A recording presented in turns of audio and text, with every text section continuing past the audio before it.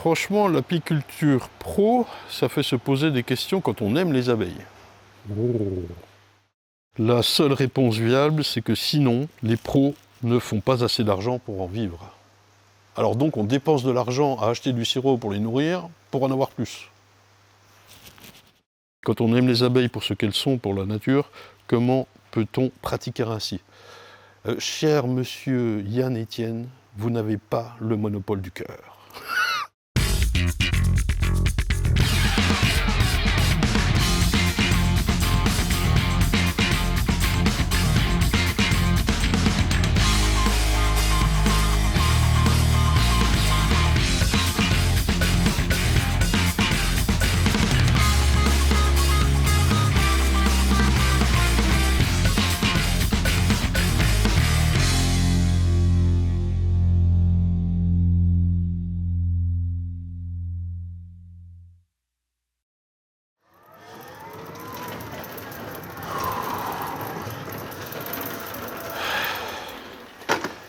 À la rabasse de ouf. Tout mouillé. Météo de merde, t'as vu ? Chambre froide qui tourne, fait pas si froid. Si, ça caille. Bon, alors, il est où ? Franchement, l'apiculture pro, ça fait se poser des questions quand on aime les abeilles. Encagement, rucher de sang avec peu de ressources, ouverture fréquente avec dérangement massif, traitement successif inefficace, nourrissement intense. C'est comme l'élevage de canards dans un hangar, c'est bon qu'à faire du fric. Et encore, pour quelle pérennité ? Donc je lui ai fait une petite réponse, c'est monsieur Etienne. Non, monsieur Yann Etienne, pardon. Je lui ai fait une petite réponse un peu corrosive comme j'ai l'habitude, à chaud. Puis il m'a répondu, je ne vois pas comment un rucher qui a suffisamment de ressources doit avaler 2 litres de sirop par ruche alors qu'on n'a même pas attaqué l'automne. 7 degrés, pluie. 11 septembre, hein, ou 12, je sais pas comment. Voilà. Je comprends bien que vous avez peu de marge de manœuvre si vous voulez qu'elle survive. Au singulier, une abeille. Ce que je remets en cause, c'est pourquoi on en arrive à des pratiques qui sont si éloignées de la nature de l'abeille. La seule réponse viable, c'est que sinon, les pros ne font pas assez d'argent pour en vivre. La seule réponse viable, c'est que sinon, les pros ne font pas assez d'argent pour en vivre. Qu'est-ce qu'est assez d'argent ? Bon. Mais quand on aime les abeilles pour ce qu'elles sont, pour leur nature, comment peut-on pratiquer ainsi ? Je ne pense pas que rendre banal des pratiques contre nature soit une bonne chose pour la majorité des amateurs qui regardent ces vidéos.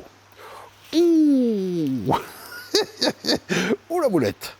Alors, petit droit de réponse quand même, je pourrais faire ça en commentaire, mais je pense que ça peut intéresser pas mal de gens. Je n'en veux pas du tout à ce monsieur Yann Etienne, il a probablement une partie raison, mais il a quand même tort, je pense, sur 2 points. Je reviens sur son premier commentaire, ça fait l'apiculture pro, ça fait se poser des questions quand on aime les abeilles. Et ça c'est le premier point direct, le deuxième ce sera le fric. Le premier point, quand on aime les abeilles, on n'a pas le droit d'en vivre, on n'a pas le droit d'être pro, c'est ce que ça sous-entend, ça m'ennuie. Encagement, rucher de sang avec peu de ressources, ouverture fréquente avec dérangement massif, traitement successif inefficace. Il faut d'abord remettre dans le contexte. C'est sur la vidéo où je nourris les 100 ruchettes et c'est des ruchettes quoi. Les essaims ont servi à prendre des reines, donc la dernière commence à peine à pondre. On a vu qu'il y avait 2 ronds de couvain à peu près pour chaque ruchette, parfois 2,5, parfois 1,5. Non, en général 2, ouais. Ces abeilles vont naître, ces 2 cadres de couvain vont représenter à peu près 4 cadres, la reine va repondre, et dans 3 semaines, elle va repondre 3 cadres environ, et dans 3 semaines, l'essaim sera plein. Plein d'abeilles, mais pas plein de bouffe, ça mielle plus. Et ça, j'ai envie de dire, pratiquement peu importe le lieu. Pratiquement, hein, ça dépend de l'altitude et du lieu en France. Bien sûr, bien sûr. Là, je rappelle, je suis en Franche-Comté, dans la plaine, à 200 mètres. Et puis le contexte, on va le rappeler, c'est une saison pourrie. On y reviendra dans un bilan final de cette saison en octobre, mais on peut d'ores et déjà la qualifier d'extrêmement pourrie, voire du jamais vu, quoi. Hein, si vous n'êtes pas d'accord, dites-le moi. Certains tirent leur épingle du jeu et ont réussi à faire un peu de miel, mais enfin, qu'est-ce que ça aurait été si ça avait été une bonne saison? Donc le contexte, je suis en train de nourrir des essaims qui en ont besoin. Voilà, j'ai pas montré les ruches, j'aurais pu le faire, mais j'en ai parlé en disant que je fais du cas par cas. Et par exemple, le rucher qu'on va voir après dans cette vidéo, que j'ai vu il y a 2 semaines, que je pouvais pas resserrer parce qu'il n'y avait pas la partition, je l'ai très peu nourri celui-là. Et on va aller le voir, il est blindé, quoi. Donc, avant de stigmatiser déjà sur rucher de sang avec peu de ressources, il faut savoir de quoi on parle. Là, il s'agit donc d'essaims, de ruchettes, certes elles sont sans. Si ça avait été une bonne année, j'aurais été largement embêté par l'inverse, c'est-à-dire trop de miel, trop de trucs. Il faut imaginer ce que peut donner les ressources quand elles sont là, quoi, quand la météo est là. Et ça peut être vachement impressionnant, quoi. Bon, je comprends qu'on ne puisse pas comprendre, mais il faut comprendre qu'il faut essayer de comprendre ce qu'il y a à comprendre. Tu comprends? Il ne faut pas rester borné sur le nombre. Moi-même, j'aime pas trop les gros ruchers, mais là, il s'agit de ruchettes, d'élevage. Voilà, quoi. S'il y a de la ressource, il y a grave de la ressource. Alors, à la limite, même si tu veux, tu peux diviser. Tu as 100 ruchettes, un peu moins, 80 et quelques. 100 ruchettes qui sont que sur 2 ou 3 cadres. Donc, si tu veux faire une ruche sur 10 cadres, tu vas déjà diviser par 3. Elles sont plus que 30 ruches. T'as vu? Bon. Ensuite, ouverture fréquente avec dérangement massif. Alors, je ne sais pas comment pratiquent mes autres collègues apiculteurs, notamment les pros, puisque là, c'est plus les pros qui sont incriminés. Pour ma part, j'ouvrais beaucoup les ruches quand j'ai démarré, il y a 15 ans. Beaucoup. Pour faire rien, casser les cellules, inutile, ce genre de truc, quoi. Surveiller, inutile, ce genre de truc. Là, vu mon expérience, d'abord, mon planning, une saison aux abeilles, les vidéos, une saison aux abeilles, les ruches passent en 3e position, et je vous avoue que, je t'avoue, cher Yann Etienne, je ne les ouvre pas assez par an. Donc là, typiquement une année d'essaimage, j'en paye le prix. Ça me fait penser à la réflexion quand j'ai filmé avec David, vous vous souvenez, quand il était là pour les cellules, et puis qu'on a parlé de l'encagement.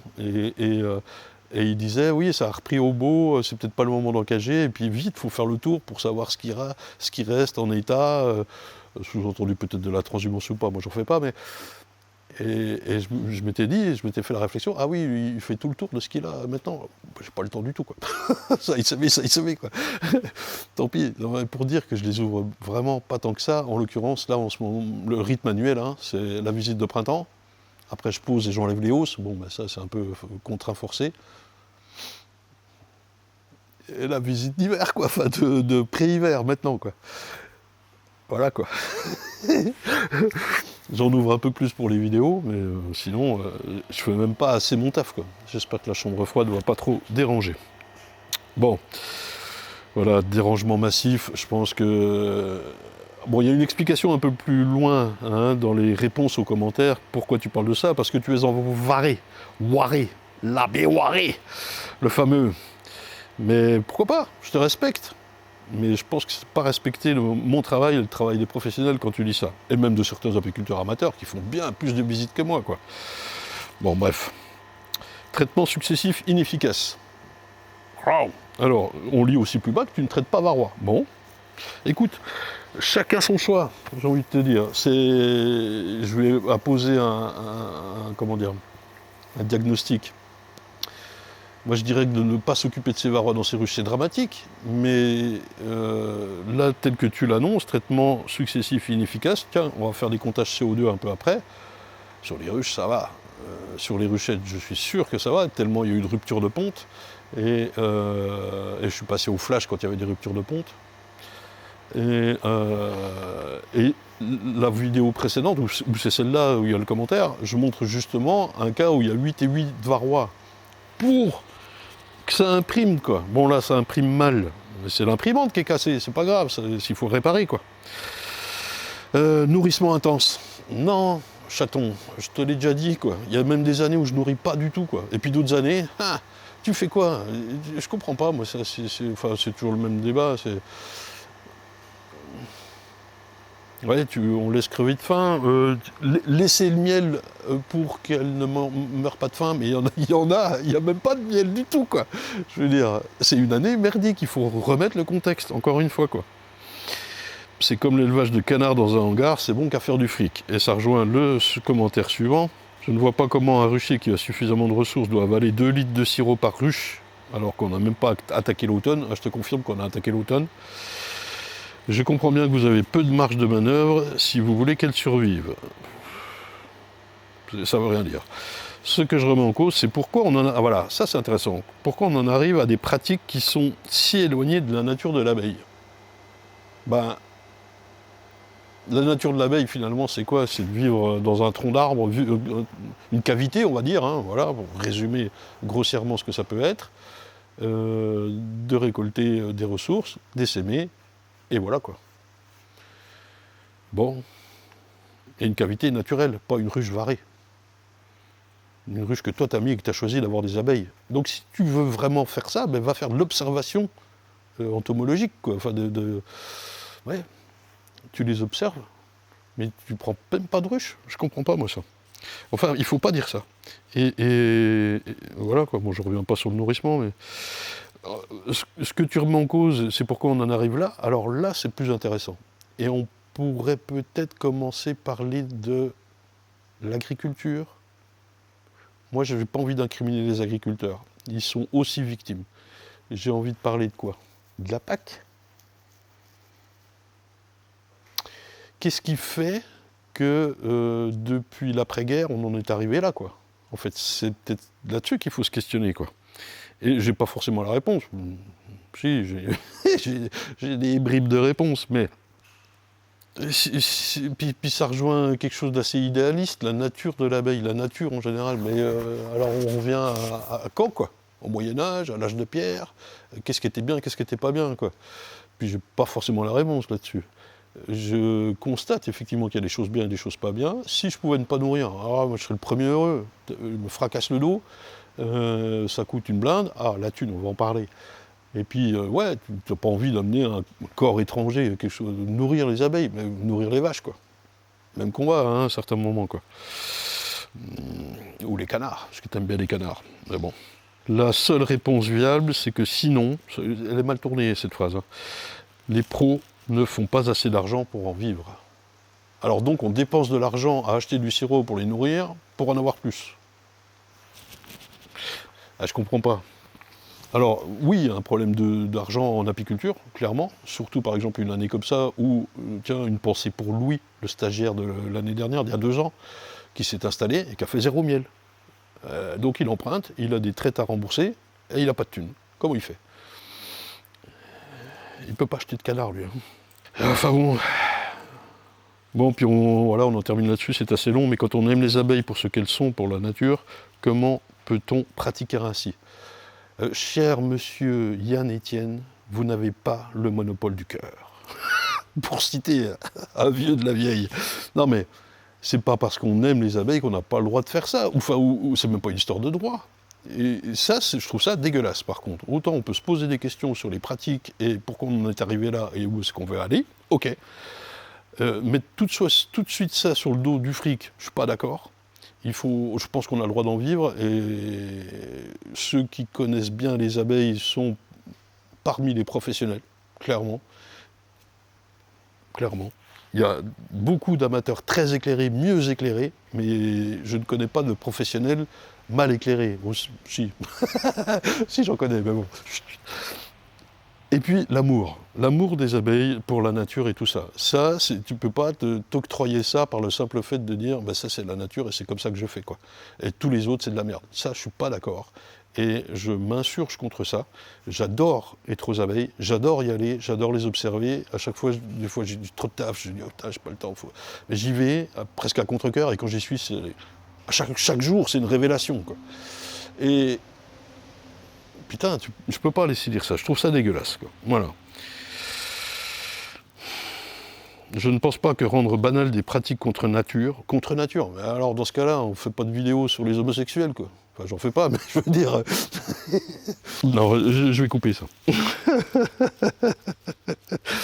Non, mais dans ce cas-là, on fait pas de vidéos sur plein de choses, quoi. Voilà, quoi.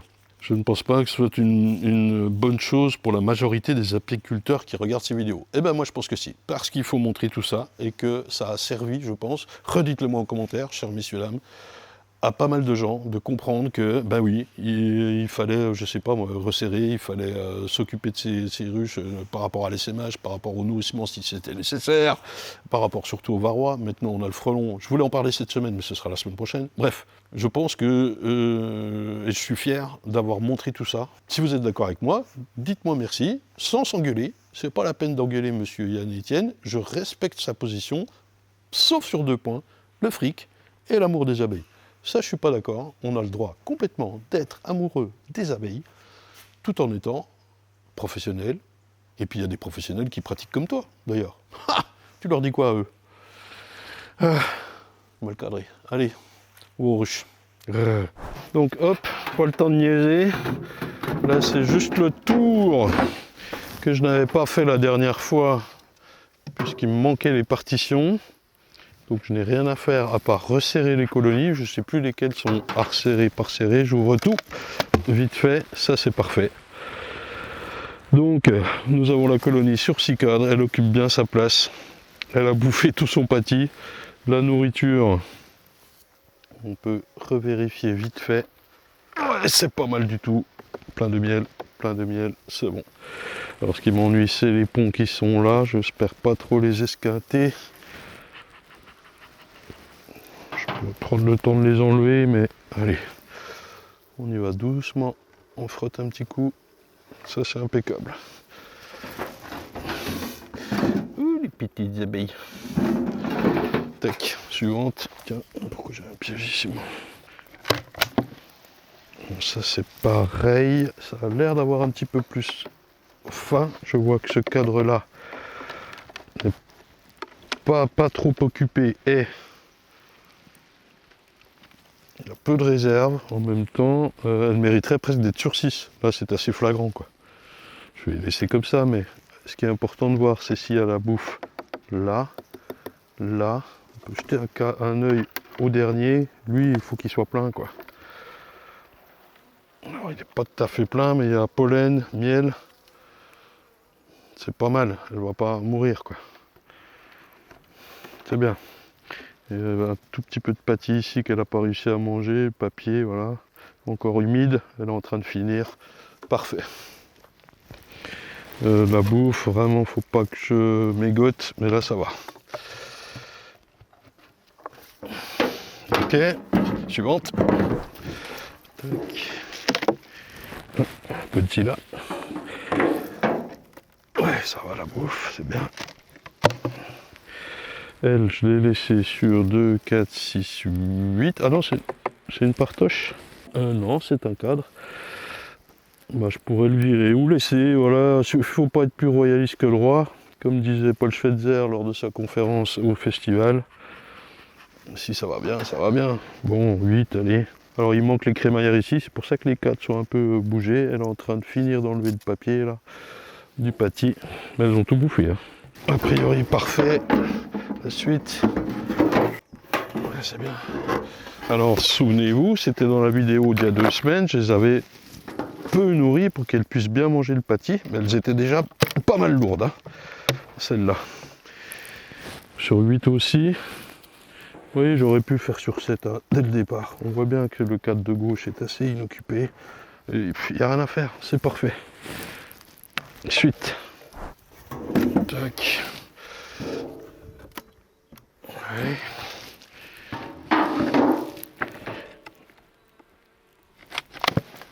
Ah, ça on va resserrer. Tac. Alors pas obligé, on est d'accord. Hein. Elle peut rester sur, là, elle est sur 10. Hein. Là, je vois que ce cadre, il n'y a pas de bouffe et il n'y a pas d'abeilles. Donc on adapte la taille de l'appartement à la taille de la famille. ça va être plus facile pour elle, avec un même nombre d'individus, de s'occuper de la même surface, enfin une surface plus réduite en l'occurrence. Je vais peut-être la laisser sur 9, vous voyez, parce qu'elle est pleine, elle est belle. Et puis bah, celui-là, il n'y a pas de nourriture, à peine de ce côté-là. Il ira très bien en chambre froide, plutôt que de passer l'hiver ici. Alors là, quelque chose que je n'ai pas trop fait cette année par manque de temps, c'est de basculer les cadres à l'extérieur. Ce qui fait que par exemple ce bleu-là, il se serait retrouvé là, et il aurait été impeccable à sortir maintenant. Voilà, mais je ne l'ai pas fait. On peut aller voir un peu plus loin.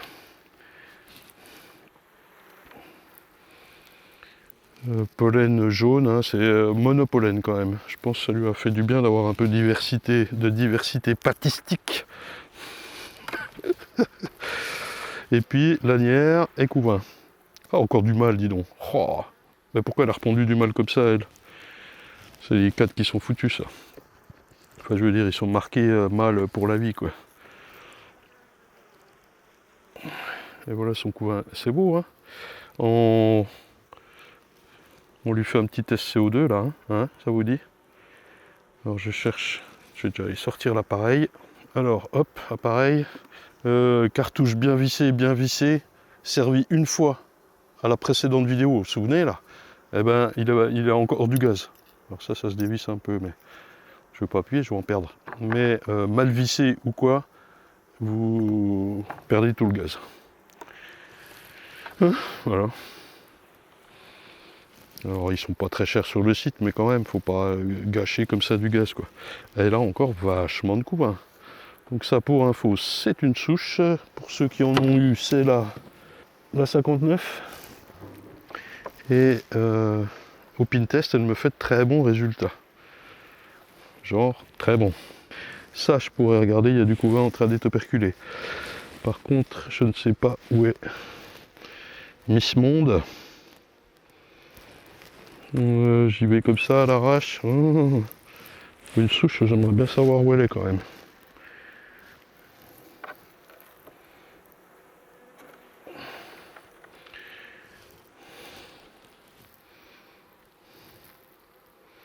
Elle me fait encore plein de mal. Pourquoi elle me fait plein de mal maintenant? Alors c'est peut-être un peu comme la deuxième floraison des acacias. Dès qu'il y a moins de lumière, elle se croit au mois de mai, quoi. Moins de durée de lumière, hein. Les acacias, ils vont refleurir un petit coup parce que tout d'un coup on passe de, je sais pas combien moi, attends, au solstice d'été au maximum, on est à combien? 18 heures de lumière, et là on repasse à 12 par jour, et donc c'est comme si on était au mois de mai, quoi. Alors en plus on a eu là, ce qui est bizarre, hein, une grosse chute des températures. Il y a encore 10 jours on était à 38 degrés la journée et 20-22 le matin. Là on va pas dépasser quoi les 17.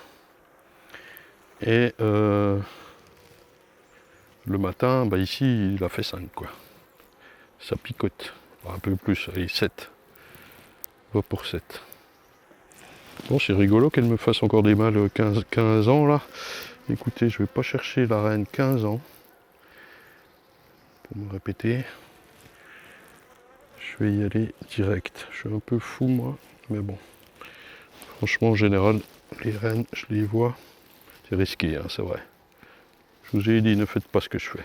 Allez, je le fais et puis je vous donne le résultat. Dac.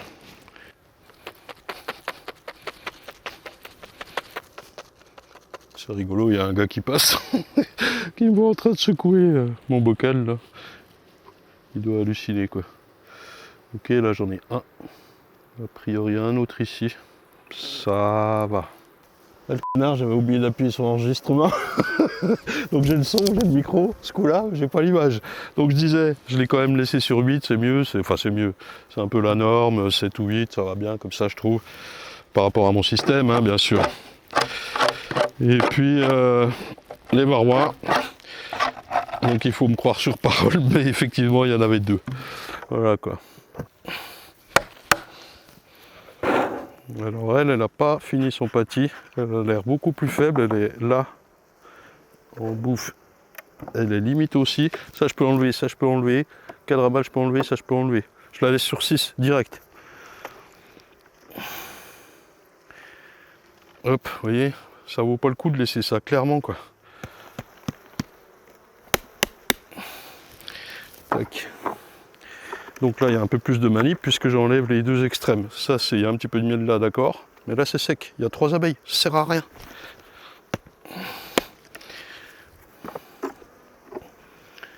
Tac. On va la rebasculer côté gauche. Plus de praticité. La lanière n'est pas forcément bien mise. Peut-être qu'elle a plus de varrois celle-là, tiens, typiquement. Ça, on va le remettre correctement. Ouais, mais il reste pas grand-chose, il reste le papier, quoi.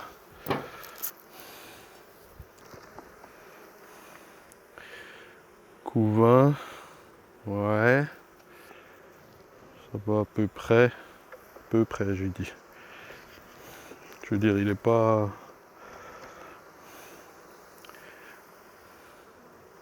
Ça, c'est plus moche déjà. Ah, elle pique. Pourquoi tu piques? Qu'est-ce qu'il y a? T'es mal dans ta peau, toi. Hein? T'as un souci. Ouais. Un peu plus de varrois, je suis sûr, là-dedans. On va le confirmer avec un CO2. Et puis, qu'est-ce qu'on peut faire? On va replacer la lanière. Comment? Elle est où la première lanière? J'en ai fait quoi? Elle est là. Je regarde quel cadre je peux analyser. Après, c'est peut-être la reine qui est beaucoup moins bonne aussi. Hein, qui est un peu au bout de course, quoi. Ça peut passer l'hiver. Puis après, ciao, quoi. Elle doit y aller quand même. Mais vous voyez, il y a un petit peu de mosaïque. Elle doit chercher à nettoyer beaucoup. Je vais peut-être faire ce cadre-là, là, que je viens de reposer. Ça, ce sera le dernier. Il n'y a rien, de la bouffe et du pollen. Et ça, j'enlève tout de suite. Et hop. Ça ne sert à rien.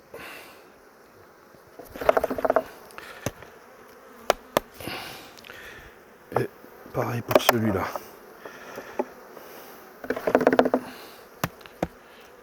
Voilà. Ensuite, je vais quand même lui jeter. Je pense que là, on aura un peu plus de varrois. Le problème, c'est que j'ai pas de couvain, très peu. Et je sais pas où est la reine. De couvain qui va être operculé. Pour faire mon petit test, c'est toujours top. Un peu plus ici, ouais. Petite amusette ici, mais qui doit remonter le temps, celle-là. Ouais, elle est dure comme du chien. Si, là, c'est pas mal le couvain. Par contre, il n'y a pas beaucoup d'abeilles. Hein. On essaye. Il est propre, on y va. Localisation de la reine, pas vu. Ce sera pas une grosse perte en même temps. Vas-y. Pas trop d'abeilles. Ouais, ça ira pour notre petit test. De toute façon, ce n'est pas la précision que nous recherchons, c'est l'idée, l'intention. Et la confirmation du visu, quoi.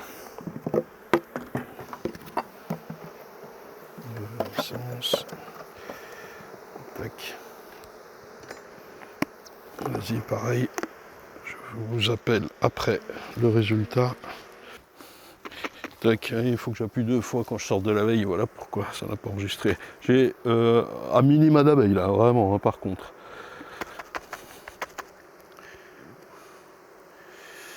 Un, 2, 3, 4. Ça se confirme ce que je voyais visuellement. Hein. Celle-ci, peut-être de l'autre côté aussi on a. Non, j'en vois pas là. Bon, pour moins d'abeilles, je suis déjà au double. Pas fou. Celle-ci, pas fou. Ça se traduit par ce que je vois, quoi. C'est clarinette, quoi. Allez. Bah, tant pis, vas-y, ma nénette, quoi. Replacer la lanière, déjà, je disais. Voilà. Mettre la fin du pâtis. Ça, c'est pas néfaste. Par contre, je vais lui redonner une lichette de sirop, c'est sûr. Parce qu'elle avec ce que j'ai enlevé, elle n'est pas forcément belle. Et puis voilà, c'est tout. Alors lui remettre un acide oxalique en flash là, bof. C'est surmédicalisé après. Je sais pas, j'aimerais bien qu'elle passe l'hiver comme ça, quoi, merde. Il y a aussi tout de même le couvain qu'on a vu qui n'est pas vilain et qui va naître et qui va pallier ce manque un petit peu d'abeilles et avec des normalement plus belles abeilles, plus bonnes, plus belles abeilles. Grâce au pâtis et au traitement lanière en cours. Hein. Oui, qu'est-ce qui se passe là? Tac. Celle-là, voyons voir. Hop. Impeccable. C'est beau ça, c'est bien. Elle m'a l'air, non, un peu légère là. Ouais, c'est... Ça va pour l'instant. Ça va. Pas pousser mémé dans les orties. Origine inconnue, R24.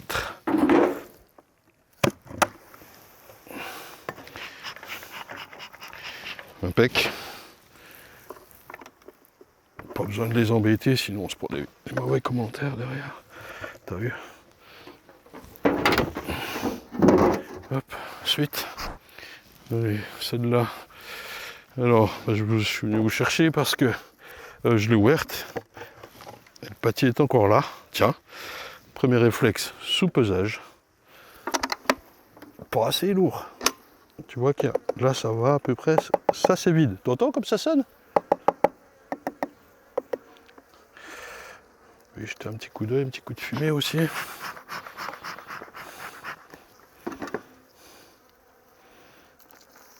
Bon, elle a quand même mangé tout le centre. Et vous savez, je faisais une croix hein, quand je disposais le pâtis sur elle.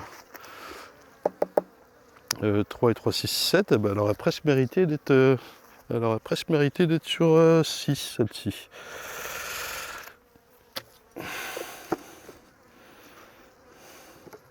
Bon, de ce côté-là, c'est là où elle est. A priori, pas de souci.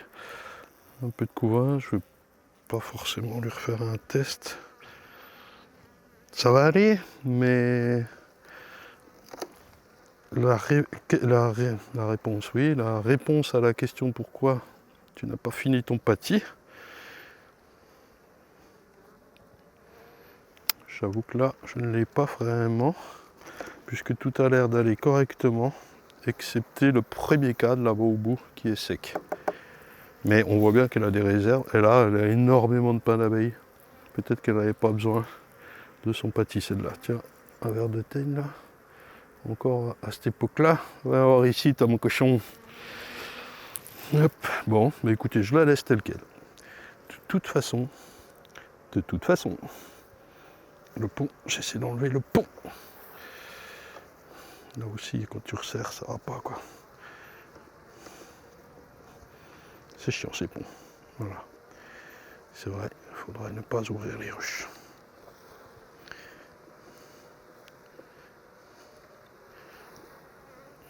Tac. Elle a à manger, il y a juste une histoire de cadre en trop, voilà. Bon, bah, ça doit le finir, c'est juste que... Elle prend son temps la mémère, hein. Puis qu'elle a bien assez de réserve. Oui. Dieu, c'est blindé d'abeilles. Cool. Bon, et ben en fait, vite fait, puisque j'en avais qu'une ici, que je n'avais pas resserrée, et puis celle que je vous ai montrée. Donc c'est réglé. Grrr, cool. Allez, on y va, ben, on y va. Allez, rayon de soleil, je termine là-dessus. Il faut comprendre qu'on s'adapte à ce qu'on a, à ses abeilles, à son territoire, à un tas de choses, et qu'il faut ne pas fermer les yeux, ni les ornières, pas les ornières, les œillères, aux autres façons de faire de l'apiculture. Voilà, c'est vrai qu'une colonie d'abeilles reste une colonie d'abeilles, qu'on a le droit de les aimer avec 4 ruches ou avec 400 ou 4000. Et ça se respecte quoi, voilà. Hein? Le but du jeu, c'est que chacun fasse comme il l'entende, certes, mais surtout que là ça aille bien et que ça passe l'hiver quoi. Et ça passe par bien ce que vous voulez. Néanmoins, on sait ce qui doit être fait. Je suis désolé. Allez, ciao ciao ciao. Pensez à vous abonner tout le temps, toi, évidemment.